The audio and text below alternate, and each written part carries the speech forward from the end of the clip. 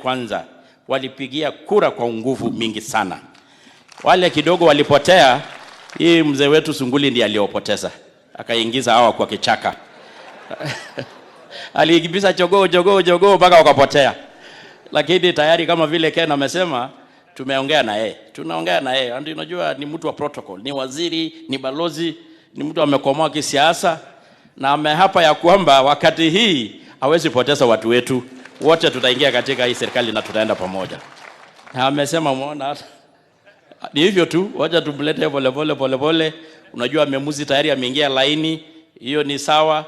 Ndio huyo Sunguli anafuata na tutakuhakikishia. A year plus wote tutakuwa, the house will be full. Nataka kusema jambo la pili. Unajua hii watu mimi kwanza pia nawafahamu, kwa sababu before tukuje tupate ile kikao ya kusema hii ndugu yetu apige ashike hiyo kijiti, hii ilikuwa ngome yangu. Mimi nilikuwa nimetia msingi hapa kidogo, nimeshikilia, and they are very good people, they are gentlemen. Wakisema hivi itakuwa namna hiyo. So I know they will be with us. Hata vile MCA amesema, unajua alikuwa kwa UDA. Sasa zile mimi nilitolewa ndiye akatoka. Alisema atanyongwa, lakini amesema kwa saa hizi is more than sure that atabaki na sisi. Sawa.